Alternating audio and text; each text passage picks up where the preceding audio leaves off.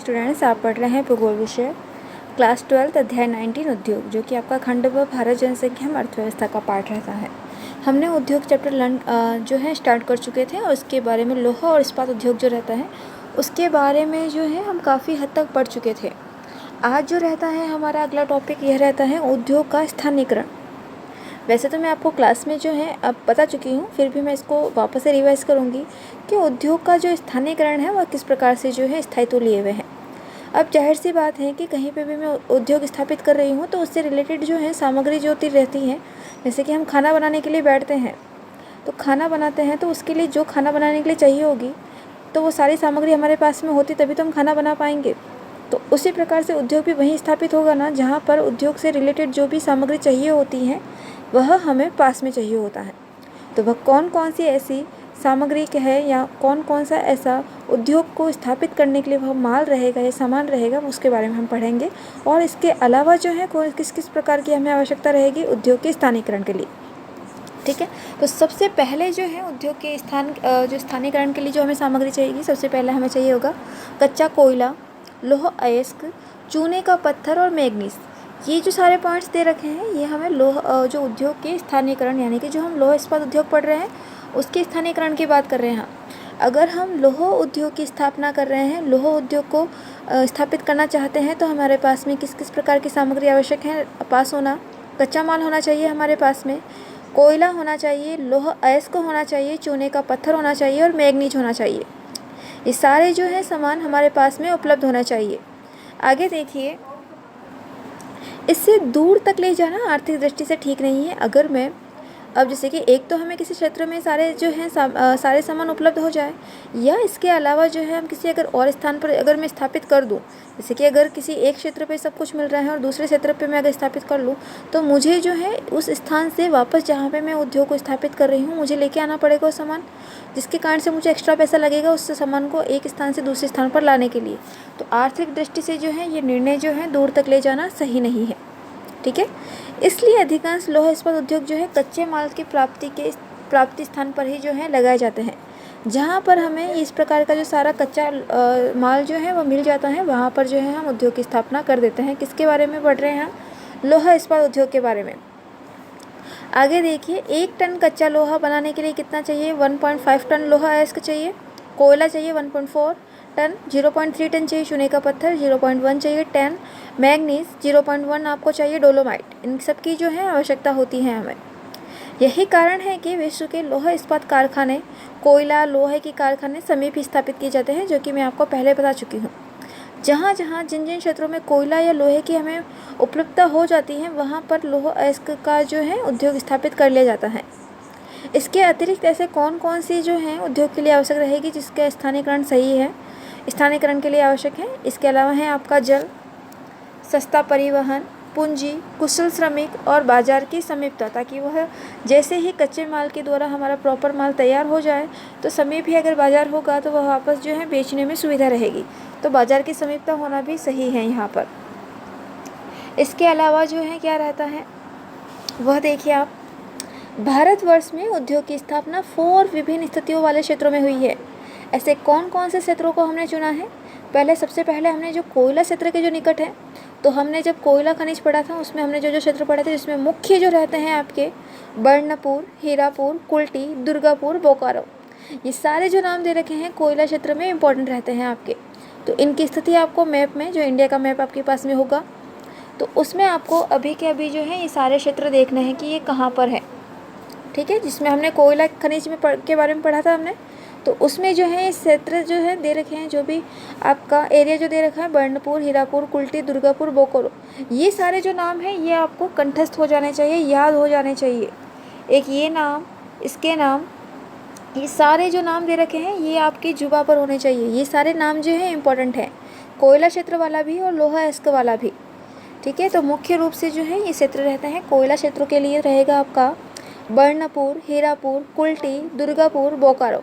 ठीक है, और अगर मैं लोहा अयस्क की बात करूं तो उसके लिए जो क्षेत्र रहेगा जिसके निकट हम उद्योग की स्थापना करेंगे, लोहा अयस्क उद्योग की स्थापना करेंगे, तो लोहा अयस्क का क्षेत्र कौन कौन सा रहता है जिसके पास हम उद्योग स्थापित करेंगे?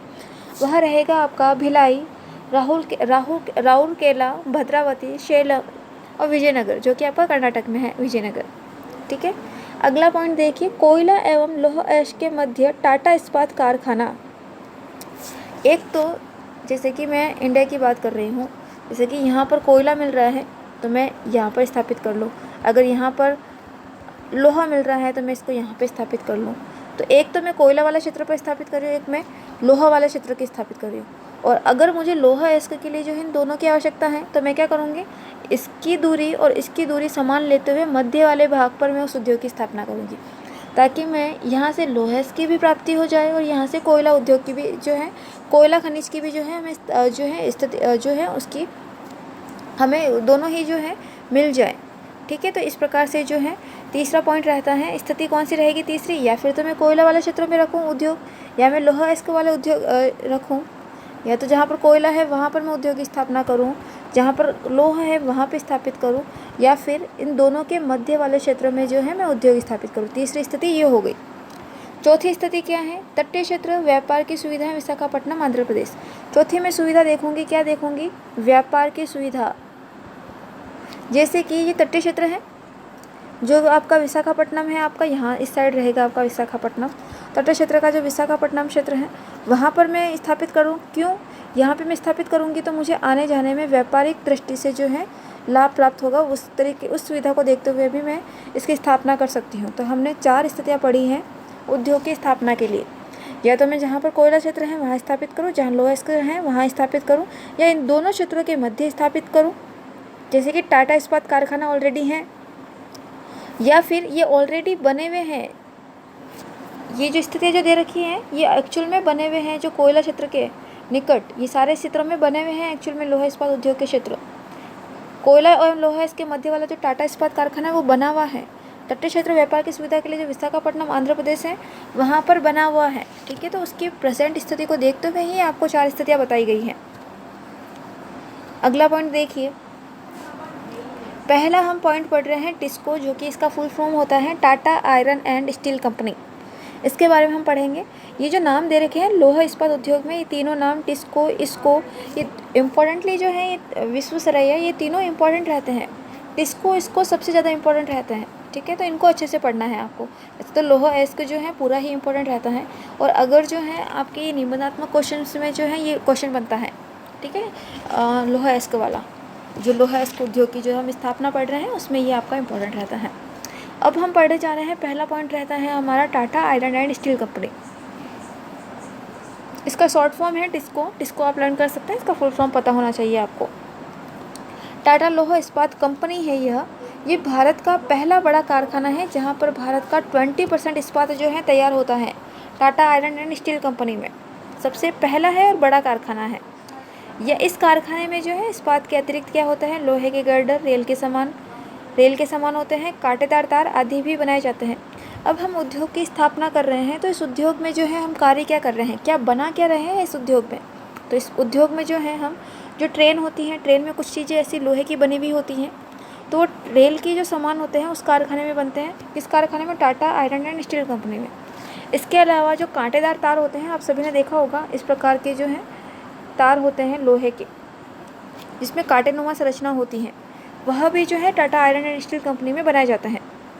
ठीक है, फिर इसके पहले 2 चरणों के विस्तार के बाद जब तीसरा चरण आता है तब यह, अब तीसरे चरण का यहाँ पे मतलब है कि किस प्रकार से कुछ टाइम पीरियड के बाद में जो है अपना बड़ा विस्तार जो है लिए हुए हैं।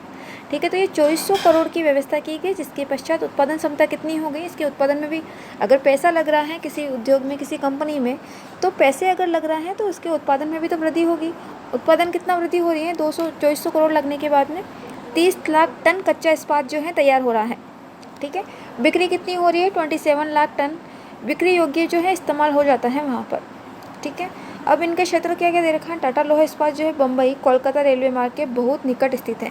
इसकी स्थिति बताई गई है, ये कहाँ स्थित है, मुंबई और कोलकाता रेलवे मार्ग के बहुत निकट है इसकी स्थिति। ठीक है, आगे देखिए, संयंत्र के पर्याप्त जल सुवर्ण रेखा, खार, कोई नदियों से लोहा नोआ मंडी और बादाम पहाड़ से मिल जाता है। यहाँ पर जो स्थापित किया गया है इस क्षेत्रों में, यहाँ से यह लोहा कहाँ से प्राप्त कर रहे हैं, नोआ मंडी और बादाम पहाड़ से। आप जब लोहा इसको पढ़ेंगे तब आपको ये क्षेत्र इन क्षेत्रों के नाम जो हैं आपको पढ़ने को मिलेंगे। ठीक है, आगे देखिए, कोयला कहाँ से मिलता है इस क्षेत्र में? झरिया व रानीगंज और बोकारो से। अब देखिए आप इसको किस प्रकार से समझेंगे। हमने लोहा उद्योग की स्थिति के लिए 4 स्थितियाँ पढ़ी, जहाँ पर लोहा हो या कोयला हो, या लोहा और कोयला दोनों के मध्य वाली स्थिति। अब आपको क्या करना है, आप देखेंगे कि कोयला कहाँ पर है, लोहा कहाँ पर है और इसकी स्थिति कहाँ पर है, ताकि आपको पता रहे कि उस स्थिति में, जैसे कि यहाँ पर मुंबई और कोलकाता रेलवे मार्ग के मध्य स्थापित किया है। ये तो हो गया मुंबई, यहाँ पे हो गया कोलकाता, तो इसके मध्य में जो है रेलवे मार्ग जो है उसके मध्य स्थापित किया गया है।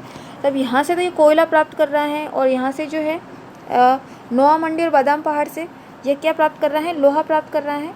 और ये जो रानीगंज बोकारो यहाँ पर जो है, यहाँ से ये है कोयला प्राप्त कर रहा है। तो इस प्रकार से स्थितियाँ जो हैं, आप एक बार वापस से कोयला पढ़ेंगे और लोहा पढ़ेंगे ताकि आपको जो नाम दे रखे हैं, मैंने कहा था कि आपको नाम जो है एक बार में ही अच्छे से लर्न कर लेना है, क्योंकि यह जो है आपको बार बार पढ़ने को मिलेंगे।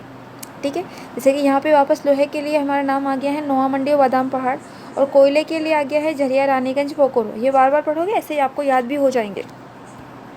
और इसका अगर हम बंदरगाह की बात करते हैं तो कोलकाता बंदरगाह जो है, क्योंकि बंदरगाह की भी आवश्यकता होती है व्यापारिक सुविधाओं के लिए, एक स्थान से दूसरे स्थान पर जाने के लिए।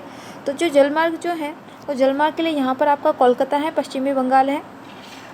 ठीक है, तो यहाँ पर जो है इनको तटीय क्षेत्र पर बंदरगाह की सुविधा जो है व्यापारिक दृष्टि से उपलब्ध हो जाती है। तो इस प्रकार से जो है Tata iron and steel company जो है स्थायित्व, उद्योग की स्थायित्व की जो बेसिक जो होती है उपलब्धता, उसको ध्यान में रखते हुए उस उद्योग की जो है स्थापना की गई है। आगे देखिए, भारतीय लोहा और इस्पात का कारखाना यानी कि इसकी स्थापना 1874 में स्थापित किया गया था। बर्नपुर में फिर से 2 इकाइयों में शामिल किया गया। कंपनी में 3 इकाइयाँ हो गई, यह कुल्टी, बर्नपुर व हीरापुर। 3 इकाइयाँ हैं इसकी, कुल्टी, बर्नपुर और हीरापुर। ये तीनों ही कारखाने रेल मार्ग से जुड़े हुए हैं। ठीक है, रेल मार्ग के द्वारा एक दूसरे से जुड़े हुए हैं, ताकि सामान का भी अगर एक स्थान से दूसरे स्थान पर लेके जाया जाए तो लेके जाया जा सकता है। आगे देखिए, कुल्टी जो है बाराकार नदी पर स्थित है, कोलकाता से 215 किलोमीटर की दूरी पर है। और हीरापुर जो है आसनसोल से 6 किलोमीटर और कुल्टी से 11 किलोमीटर दूर है। ये जो किलोमीटर जो बताए गए हैं, इसलिए बताए गए हैं ताकि सामान की सुविधा जो है आसानी से प्राप्त हो सके। अगर मैं किसी उद्योग की स्थापना कर रही हूँ तो मुझे आराम से जो है जिन दूरी पर स्थित है, वो सामान की उपलब्धता, मुझे कच्चे माल की जो उपलब्धता है वह मिल सके। आगे देखिए, यहाँ पर क्या हो रहा है, हीरापुर में कच्चा लोहा पिग आयरन बनता है, जिसको कुल्टी कारखाने में इस्पात के रूप में तैयार किया जाता है। यहीं से बर्नपुर जो है भेजा जाता है, फिर जहाँ रोलिंग मिल के द्वारा उपयोग योग्य चादरें, छड़े, पाइप, रेलवे स्लीपर, एंगल, पत्ती तार, इस प्रकार की जो चीज़ें हैं लोहे, इस उद्योग क्षेत्र में भारतीय लोहा इस्पात का कारखाना जो आपका इसको रहता है, वहाँ पर जो है इन सब की जो है उत्पादन जो है इनका किया जाता है, जिसमें होगी आपका चादरें होंगी, छड़ें होंगी, पाइप होंगे, रेलवे स्लीपर होंगे, एंगल होंगे और पत्ती तार, ये मुख्य रूप से होंगे उत्पादन के लिए। ठीक है, इसके अलावा इसके पास में 1976 में जो है प्रबंध पूर्णतः सार्वजनिक क्षेत्र सेल के पास आ जाता है। यहाँ की इस्पात की वार्षिक क्षमता 10 लाख टन है, जिसे बढ़ाकर 23 लाख टन किया गया। Indian iron and steel company के तीनों संयंत्र जो है दामोदर घाटी कोयला क्षेत्र के निकट कोलकाता आसनसोल रेल मार्ग पर स्थित हैं। रानीगंज, झरिया, ये सारे नाम जो आ रहे हैं ये इम्पोर्टेंट है, इनको नाम आपको याद रखना है।